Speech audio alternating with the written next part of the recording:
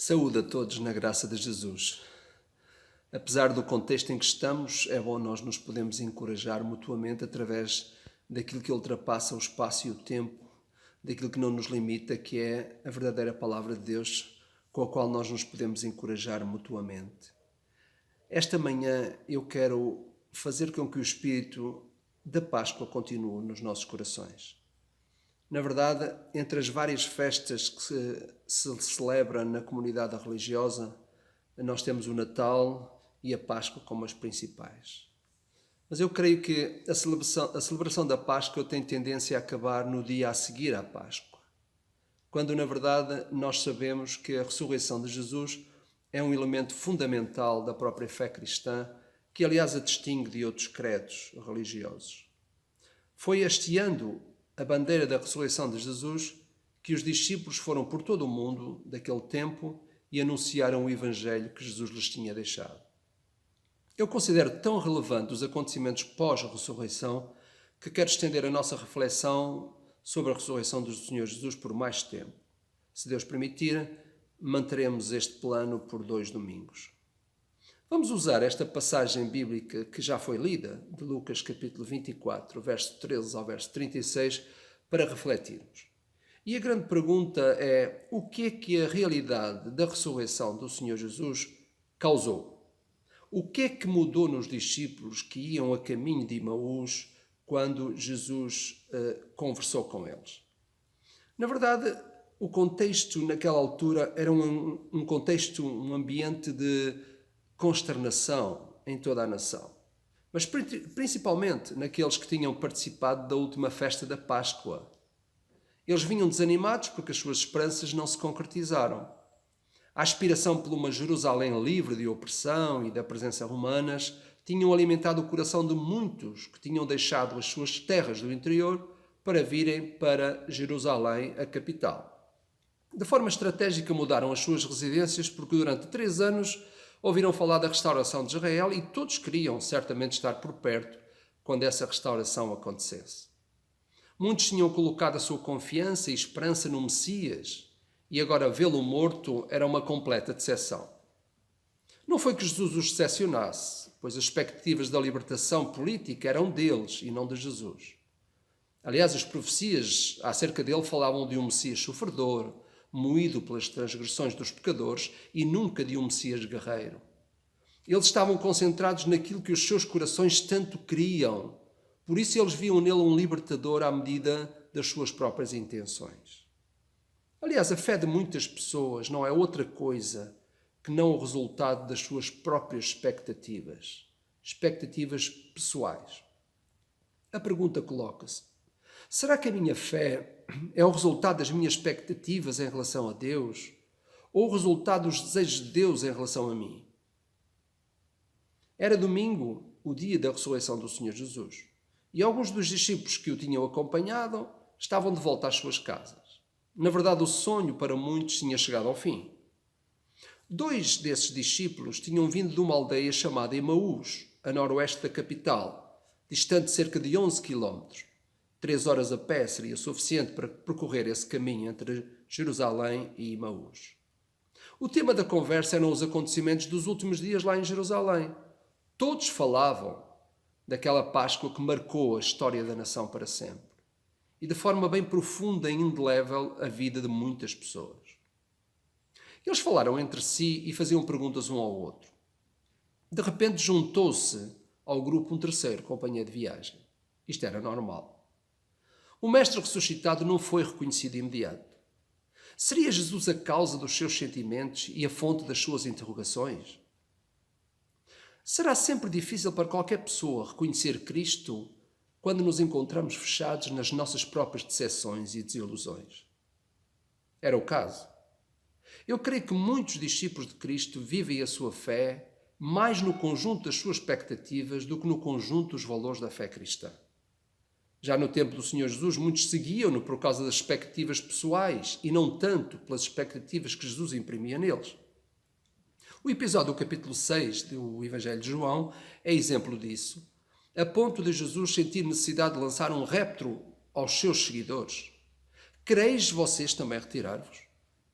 A fome de redenção política e social era tremenda. Partilhar da presença de um homem que discursa oportunamente e dá soluções às necessidades do corpo só pode prefigurar um futuro arrebatador. E muitos seguiam-no numa perspectiva esboçada desta forma. O texto aponta-nos 3 tipos de mudanças que se operaram nestes 2 discípulos, conforme a conversa com Jesus decorria. Jesus, aliás, tinha esta virtude. Sempre que alguém falava com ele, a pessoa não era mais a mesma. Natanael, um cético israelita que não acreditava que alguma coisa boa viesse da Galileia, na curta conversa que teve com Jesus, quando este o viu no seu lugar refúgio em cima da figueira, o impressionou de tal forma que Natanael veio a ser o discípulo do grande mestre. A conversa com Nicodemos foi transformadora, embora nós só viéssemos a descobrir isso no momento da morte de Jesus, quando ele decidiu ungir o corpo de Jesus com os ungüentos que eram preparados para a sua própria morte. Também creio que o mancebo rico não ficou mergulhado nas suas riquezas. O texto diz que Jesus o amou, e eu só posso crer que o efeito desse amor o alcançou de uma forma poderosa. A curta conversa que Jesus teve com Tomé à frente de toda a gente aliviou a ansiedade semanal de Tomé, ao ponto de arrancar dele uma das maiores afirmações que o Evangelho tem: Senhor meu e Deus meu. A conversa de Jesus com Pedro na praia de Tiberíades, depois da sua ressurreição, foi altamente encorajadora para Pedro. A sua dedicação ao serviço do Mestre ganhou um novo ímpeto. Tantas outras pessoas que tiveram encontros, conversas com Jesus, foram profundamente transformados. Na verdade, a dúvida persiste e nós somos levados a perguntar: o que é que mudou nos discípulos que iam a caminho de Emaús ao serem confrontados com a presença do Jesus ressuscitado? Em primeiro lugar, diz o verso 24, capítulo 24, verso 14 ao verso 16, que nos aponta realmente aquilo que aconteceu com os próprios discípulos, na conversa que teve com o Mestre. E nós sabemos que uma das primeiras coisas, concretizando também o verso 31, que uma das primeiras coisas que mudou nos discípulos foi os seus próprios pensamentos. Os 2 discípulos que iam a caminho de Emaús estavam profundamente afetados pelos recentes acontecimentos que tinham ocorrido em Jerusalém. Eles falavam acerca do que havia acontecido. Eles pensavam no Cristo morto porque ainda não conheciam o Cristo vivo, o Cristo ressurreto. Os olhos deles apenas enxergavam o Cristo preso, o Cristo vencido, o Cristo pregado na cruz, o Cristo colocado no sepulcro. Este era o Cristo que eles conheciam. Foi o último Cristo que ficou nas suas memórias. Estes discípulos caminhavam tristes, falando sobre os fracassos, desanimados, com uma esperança enterrada com Jesus no sepulcro. O grande Messias tinha acabado na cruz, no lugar da vergonha. Quem é que queria seguir alguém morto? Eles tinham investido todas as suas esperanças na pessoa de Jesus. E perante um fim destes, eles estavam de volta à sua casa, à sua cidade. Ambos estes discípulos partilhavam da mesma solidão e procuravam apoiar-se na desilusão que lhes era comum. Eu recordo-me de um ditado chinês, creio eu, que diz mais ou menos isto: é mau estar por perto da galinha quando o vento sopra forte. Não é bom ter por perto companhias, isto é, pessoas, tão ou mais desanimadas que nós mesmos. Quando são as pessoas, quais são as pessoas que na verdade acompanham a tua jornada? Pessoas mais desanimadas do que tu? Pessoas mais magoadas do que tu? Com que pessoas assim nós podemos estar? Nós sabemos que nos podemos tornar presas fáceis quando as nossas emoções estão frágeis. Foi por essa razão que Jesus se juntou a estes homens na caminhada, pois havia o perigo destes discípulos virem a tornar-se prisioneiros da decepção, como muitos que colocam em Jesus somente o peso das suas expectativas. Foi um ato de compaixão e de reabilitação por parte do Mestre. De outra forma, talvez estes discípulos viessem a morrer nas suas decepções. Nós sabemos que não será preciso grandes acontecimentos para notar-se um sentimento geral de decepção nas pessoas de hoje. O mundo ainda está atordoado com os inesperados acontecimentos surgidos nas últimas semanas. O mundo está ansioso com a expectativa daquilo que vem pela frente. Muitos estão desesperançados, outros com otimismo moderado e muitos com vontade que Cristo volte rápido. Há sempre alguém ou alguma coisa que nos frustra ou desilude. E é bem provável que enquanto centrarmos as nossas expectativas em nós mesmos ou em outros como nós, ou quando as nossas ânsias são mais terrenas que celestiais, mais materiais que espirituais, mais carnais que divinas, sempre vamos tropeçar com oportunidades que jamais nos farão pessoas cheias de esperança e de encorajamento para transformar dias maus em bons, discípulos agrestes em discípulos alegres, congregações vencidas pela amargura em congregações desafiadas nas certezas das promessas. E quando nos deixamos mergulhar nessas decepções, a tristeza vai fechando o diafragma da alma e impede que a luz da alegria invada os corações. Quando olhamos Jesus como um estranho, não o reconhecemos e passamos a precisar de recursos adicionais de reconhecimento. Por que é que os discípulos de Emaús não reconheceram Jesus de imediato? A mente não estava preparada para aceitar a ressurreição. Jesus estava ressuscitado e isso ultrapassava todas as limitações que o corpo oferecia.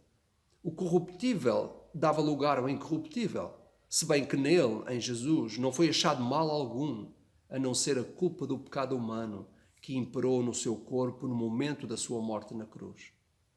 O próprio corpo de Cristo com que se apresentou era diferente, porque já não estava mais sujeito à humanidade que deliberadamente assumiu, embora tenha tomado uma refeição com os seus discípulos na praia de Tiberíades depois de ressuscitar. Pergunto, Jesus é um forasteiro para ti? Consegues identificar Jesus no percurso da tua vida? Quando? Que lugar ocupa Jesus Cristo na tua vida? Caminha Cristo contigo? De que forma sentes a sua proximidade? No versículo 17, Jesus perguntou: o que é isso que vos preocupa e que vocês tanto falam enquanto caminham? Eu gosto muito desta parte das Escrituras, desta frase que Jesus diz: o que vos preocupa? Especialmente porque a pergunta sai da boca do Mestre. Vale a pena ouvir a pergunta do Mestre: o que é que te está a preocupar de momento? Quais são as tuas preocupações nesta hora? Quais os assuntos de conversa? Qual é o verdadeiro assunto do teu coração? Covid-19? Futuro? Crise financeira? Desemprego? Contágio? Perda de pessoas queridas? Quando Jesus perguntou quais coisas, no versículo 19, ele estava a dizer: conta-me mais. Ele estava a espavitar a comunicação acerca dele mesmo. Vem à minha mente o hino do Inário Cristão. Conta-me a história de Cristo, grava-a no meu coração. Conta-me a história preciosa, pois ele dá salvação. Conta-me a história de Cristo, grava-a no meu coração. Conta-me a história preciosa, pois ele dá salvação. Conta que os anjos em coro deram louvor a Jeová. Oh, glória a Deus nas alturas, pelo perdão que me dá. Oh, glória a Deus nas alturas, pelo perdão que me dá. Esta saiu do coração, não foi da voz. Esta é a minha história e eu espero que seja a tua também. Quem não consegue contar a sua história estará, por certo, embutado por uma decepção qualquer. Os discípulos acharam que seria tão estranho para o companheiro da sua viagem, estando em Jerusalém, não saber qual o assunto de que todos falavam. Da mesma forma, como será estranho para qualquer pessoa não saber que o assunto da conversa hoje é Covid-19. Cleopas, um dos seus discípulos, disse, por outras palavras: parece impossível. Como tu estiveste em Jerusalém e não te apercebeste o que se passou lá nos últimos dias. Nós esperávamos que fosse ele quem havia de redimir Israel. Verso 21. É aqui que reside o nosso maior problema. daqueles que esperam da fé e de Deus aquilo que desejam alcançar, daquilo que o coração de cada um lhes dita. Os discípulos esperavam de Jesus o que Jesus não estava destinado a dar-lhes. Eles tinham a visão de um redentor político. Jesus veio para ser redentor de almas. Jesus veio para redimir a alma agora e virá para redimir o corpo depois. Jesus disse em Mateus capítulo 18, 10, verso 28: E não temais os que matam o corpo e não podem matar a alma. Temei antes aquele que pode fazer perecer no inferno a alma e o corpo. O conteúdo dos nossos pensamentos influi claramente no exercício da nossa fé. Atribuem-se a Camões estas palavras: uma teologia fraca produz crentes fracos. Eu acredito nisso. Se a estrutura da nossa fé for fraca, por estar baseada em pensamentos pouco sólidos, verdades pouco acreditadas e experiência de fé pouco vividas, então será difícil reconhecer a presença de Cristo na jornada da nossa vida. Ele até pode estar perto, mas vai parecer-nos estar longe. Ele pode fazer soar a sua voz, mas nós não conseguimos ouvi-la. Ele pode transferir-nos a sua paz, mas são as nossas preocupações que dominam os nossos pensamentos. Foi Paulo que, ao escrever aos Filipenses, e ele estava numa situação pior do que a nossa, estava em isolamento prisional, ele disse: E a paz de Deus, que excede todo o vosso entendimento, guardará o vosso coração e a vossa mente em Cristo Jesus. Para Paulo, não seria justo que o Covid-19 nos tirasse a paz. A segunda coisa que mudou do verso 21 ao verso 24 foi os seus sentimentos. Os nossos sentimentos são o resultado direto dos nossos pensamentos. O que nós pensamos sobre alguma coisa ou alguém produzirá um sentimento equivalente. É por isso que a Bíblia nos encoraja a saber lidar com os nossos pensamentos, porque deles inferem as atitudes da vida. Isso aconteceu com os discípulos que iam a caminho de Emaús. A visão que tinham de um Cristo incompleto produziu preocupação, tristeza e amargura e muita desilusão. Muitas vezes nós criamos perspectivas infundadas do futuro porque queremos ser servidos por uma fé concebida por nós. Lembro-me de Ananias e Safira. Eles foram escravos de um sentimento trabalhado pelo pensamento. Eles propuseram no seu coração estabelecer uma imagem da fé que lhes seria favorável ao quererem guardar para si uma parte do que diziam ser de Deus. O mesmo acontece com a visão da fé de muitos. Queremos que a fé sirva aos nossos interesses e quando tal não acontece, vivemos desiludidos. Tal como aconteceu com os discípulos de Emaús, que esperavam que Jesus fosse quem redimisse Israel pela força das armas, nós vivemos o dia a dia muitas vezes esperando um milagre qualquer, libertador dos nossos anseios de fé. Era uma visão justa aquela que os discípulos tinham, devido ao conhecimento que tinham da situação. Mas o que é surpreendente é que hoje, depois de tantos séculos de exposição bíblica, de conhecimento de Cristo, muitos crentes ainda permanecem sintonizados num cristianismo derrotado, espelhada na forma de falar, na visão do progresso e da mudança que têm. Discípulos tristes e amargurados, desiludidos. Nas minhas investigações pessoais percebo que na sua maioria não é Deus, não é com Deus que estes discípulos vivem desiludidos. Muitas vezes vivem desiludidos com os discípulos do próprio Cristo. Criam sentimentos baseados na fé dos outros. Vivemos amargurados porque a fé não produziu aquilo que nós mesmos queríamos que produzisse.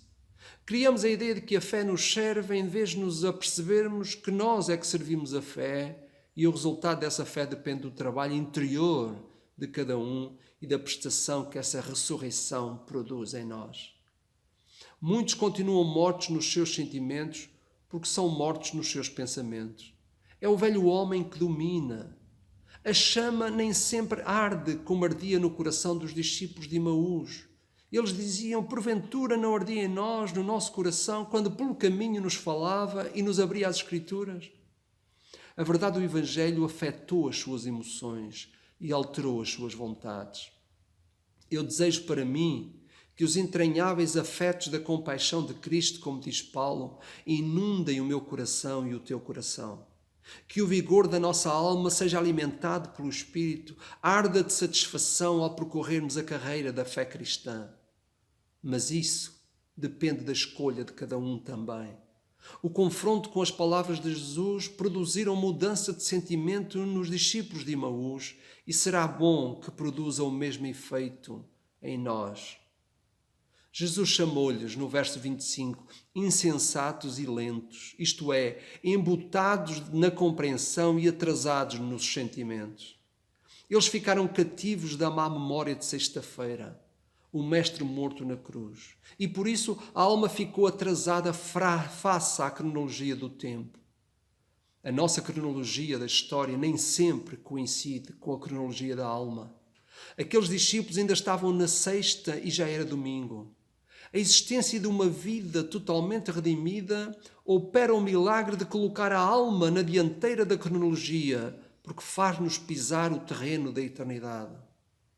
Os ensinos de Jesus continuam a fazer tudo para nos trazer para o presente, mas nós continuamos lá atrás, espiritualmente atrasados.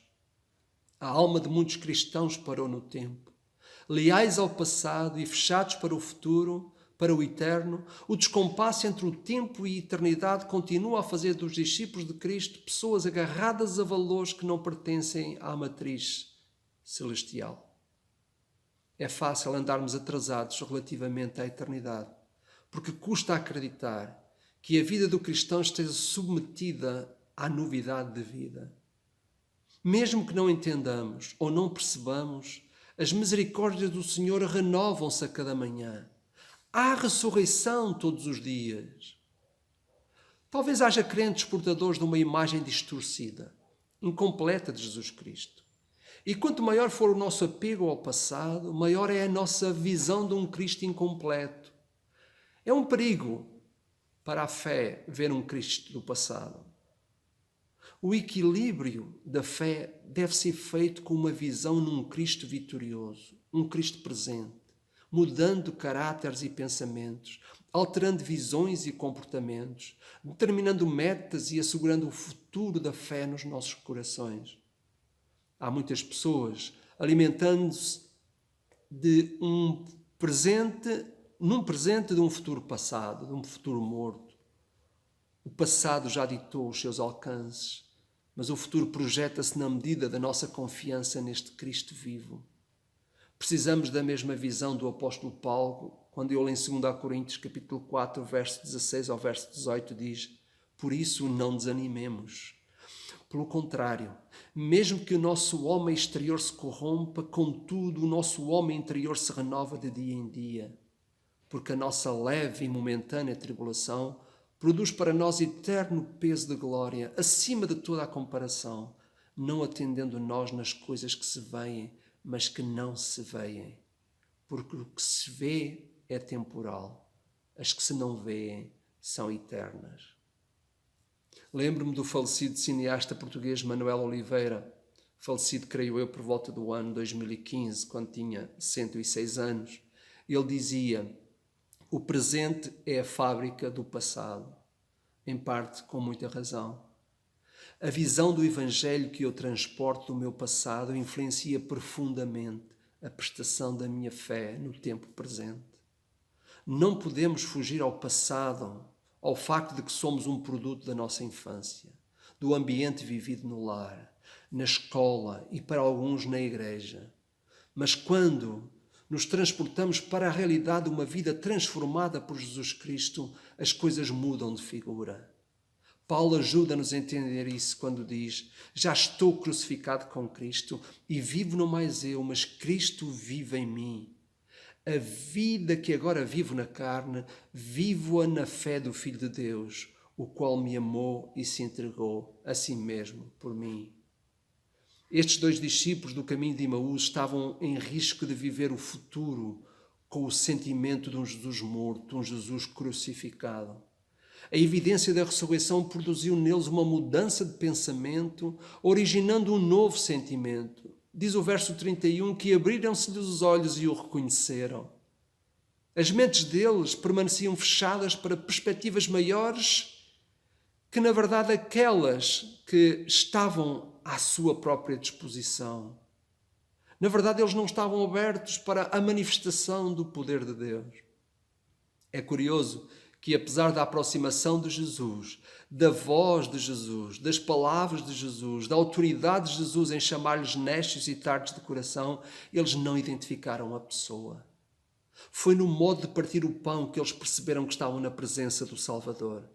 Foram os símbolos, os modos, as formas que abriram os olhos daqueles discípulos. Esta é a consequência do que acontece com mentes absorvidas pelo passado. Os símbolos e os sinais tornam-se a fita métrica da medida da fé. Foi por isso que Jesus disse que a fé pode ser vivida de uma forma muito mais intensa por uma criança do que por um adulto. Ele disse que para seres grandes tereis que tornar-te como crianças. Porquê? Porque as crianças não vivem absorvidas de um passado, ao contrário dos adultos, que muitas vezes projetam o seu presente, ainda que ressurreto, num passado morto. Há um apelo das Escrituras para que vivamos a fé em Jesus Cristo de uma forma intensa, uma fé projetada no futuro, para que assim Deus possa produzir em nós um novo homem, renovado no pleno conhecimento do Filho de Deus. É importante deixar de ver a fé pela lente dos símbolos e passar a vivê-la com a certeza de que ela existe mesmo, que tudo à nossa volta se desmorona ou acabe. Quando a nossa visão da fé depende de símbolos, tem tendência a não crescer ao ritmo necessário para responder aos conflitos que o exercício da fé nos traz num mundo difícil. Há pessoas religiosas que estão a sentir uma falta tremenda dos seus símbolos, porque habituaram-se a depender da relação com esses símbolos no campo da fé, em vez de dependerem da relação direta com o Jesus ressuscitado. A terceira coisa que o verso 33 nos diz que mudou, além dos seus pensamentos, além dos seus sentimentos, mudou as suas vontades. Confrontados com a realidade da ressurreição de Jesus Cristo, estes discípulos esqueceram-se de si mesmos, da sua vida particular, dos seus interesses pessoais. Passaram a dar primazia a Jesus Cristo. Um dos aspectos mais difíceis de observar na condição dos discípulos de Cristo é saber determinar qual o lugar que ocupa o nosso Mestre na nossa vida. Que importância, que prioridade deve ter o Salvador no nosso viver. Este pode ser um desafio diário porque reclama o exercício da nossa vontade e da vontade de Deus em nós. Já não era apenas o impacto da notícia que mudaria a vontade destes dois discípulos, até porque eles tinham conhecimento de que Jesus já havia aparecido às mulheres e a outros discípulos que tinham confirmado o desaparecimento do seu corpo do sepulcro. Foi o impacto do poder da ressurreição que alterou a vontade destes homens, que mudou a prioridade das suas vidas, que criou novos horizontes de futuro, que estabeleceu um corte radical com os interesses imediatos da vida. É por isso que o verso 33 diz que naquela mesma hora, levantando-se, voltaram a Jerusalém. Perguntei a mim mesmo esta semana se a ressurreição de Jesus Cristo tem produzido em mim alguma mudança. Perguntei a mim mesmo se o confronto com mais uma Páscoa, a evidente recordação da morte daquele que digo ser o meu Salvador e Senhor, se produziu ou produzirá alguma mudança na minha própria vontade. Falo da vontade que coloca os meus interesses pessoais à frente daquilo que deu a razão para eu mudar. Em que sentido a aceitação da ressurreição do Senhor Jesus Cristo produz mudança? Que tipo de mudança se opera em nós? De que forma a última celebração da Páscoa mudou a nossa vontade em relação a qualquer setor do nosso relacionamento com Jesus? Estes discípulos, ao serem confrontados com a realidade da ressurreição de Cristo, isso mudou os seus afazeres. Levou estes homens a voltarem para trás. Esta volta para trás nas Escrituras tem o sentido do arrependimento. É a volta para Deus. É a volta a Deus. É o regresso do pródigo ao seio do Pai. É o reconhecimento da triste condição de pecador, ofendendo Deus pelo seu comportamento rebelde, face a um Deus de amor, embora que sujeito à justiça de um Deus que não pode deixar de castigar o pecado do pecador. É uma mudança de vontade face a Deus Criador. Esse arrependimento, esta volta, é necessária para a salvação do pecador e para o pleno reconhecimento da obra de Jesus Cristo. Este arrependimento faz parte da fé. O facto de Jesus ter aparecido tornou-se relevante para as suas vidas. Hoje, passados 20 séculos, depois de tantos milhares terem sido transformados pelo poder dessa ressurreição, eu sou levado a perguntar: em que Jesus se tornou relevante na minha vida? Seremos pobres se afirmarmos, como muitos afirmam: se não fosse Jesus Cristo, eu seria um miserável envolvido em drogas, em álcool, em prostituição. Dá a ideia que Jesus Cristo é apenas a solução para o coitado, para o desamparado, para o pobre, para o socialmente desmembrado. É a ideia trazida da história que a Igreja é para as mulheres e a religião para os aflitos. Jesus Cristo é a solução e o poder da fé na sua ressurreição é uma necessidade de todo o ser, seja ele o mais simples cidadão, seja o cientista do nosso tempo ou o habilidoso cibernauta do espaço informático. A grande pergunta que se nos coloca a cada um de nós hoje é esta: não estamos a falar do impacto que essa ressurreição produziu há muitos anos atrás, quando tu e eu reconhecemos a necessidade do Salvador e nos tornamos discípulos pela fé na sua morte. A minha pergunta é: o que é que essa realidade, a realidade dessa ressurreição produz na minha vida, na minha vontade hoje, aqui e agora? De que forma a ressurreição do Salvador e o facto de o esperarmos pela segunda vez interfere com a minha e a tua vontade diária? Nós que dizemos que Jesus é o Senhor, que vivemos à sombra da sua graça, atribuindo-lhe todos os bons momentos da nossa vida, devemos ser capazes de explicar o que é que isso interfere com a determinação das nossas prioridades, dos nossos desejos, das nossas próprias escolhas. Os interesses pessoais dos discípulos de Emaús tornaram-se secundários quando foram confrontados com a realidade das coisas celestes e espirituais. A alteração das nossas vontades, submetidas ao Salvador vivo, pode produzir grandes transformações de comportamento. E esta é a resposta que Jesus pede de nós: buscai primeiro o reino de Deus e a sua justiça. Que importa ao homem ganhar o mundo inteiro e perder a sua alma? Se eu ganhar o mundo e perder Cristo, que proveito ou lucro existirá, como diz o cântico? Sermos confrontados com a realidade da ressurreição de Cristo é sermos confrontados com a presença do próprio Cristo. Isto aconteceu com os discípulos de Emaús e acontece conosco. A ressurreição está aí, vida nova. Ao aceitarmos pela fé esta ressurreição e ao admiti-la como parte integrante da nossa própria fé, estaremos a admitir a necessidade da presença do Salvador na nossa vida. É esta verdade que eu desejo transportar dentro de mim. A verdade sobre a ressurreição de Jesus Cristo é a verdade acerca de mim mesmo, acerca das mudanças que o Espírito de Deus quer produzir em mim. O exercício da minha vontade, do meu querer, do meu desejar, de ser transformado para a glória de Deus. É uma oportunidade também para todos aqueles que não encontram ainda significado nestas palavras e que precisam criar espaço para Deus nas suas vidas. Se Jesus Cristo tivesse permanecido morto, seria contentamento para muitos, porque não teriam que defrontar-se com a realidade da eternidade e ter que dar contas perante o juiz de todas as coisas. Mas Jesus Cristo ressuscitou, está vivo e vai voltar, e ninguém será inculpável diante de Deus, dele. A pergunta que Pilatos fez à multidão continua a ecoar nos ouvintes da nossa geração rebelde. O que farei de Jesus chamado Cristo?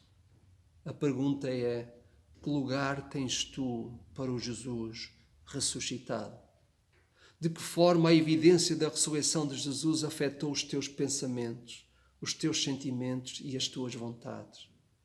O autor de Hebreus encoraja-nos, olhando firmemente para o autor e consumador da fé, Jesus, o qual, em troca da alegria que lhe estava proposta, suportou a cruz, não fazendo caso da ignomínia, e está sentado à destra do trono de Deus. Hebreus 12, 2. A palavra olhar aqui não é contemplar. É o verbo olhar firmemente. Significa tirar a vista das coisas que estão por perto e desviar a nossa atenção de forma consciente, fixar os olhos em Jesus como o nosso grande alvo. Significa ainda colocar um interesse que absorve por completo o caráter de Jesus, sendo ele autor, isto é, líder, capitão e consumador da fé, isto é, aquele que a aperfeiçoa e a leva a um estado de perfeição.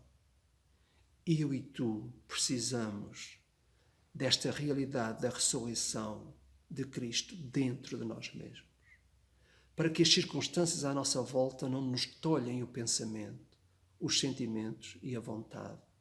Nós precisamos de buscar este Jesus ressurreto, que venceu tudo o que havia para vencer e que prometeu dar-nos a vitória em qualquer contexto. Que esta seja a tua vitória, a ressurreição do próprio Cristo entre nós. Assim seja. Amém. Deus te abençoe.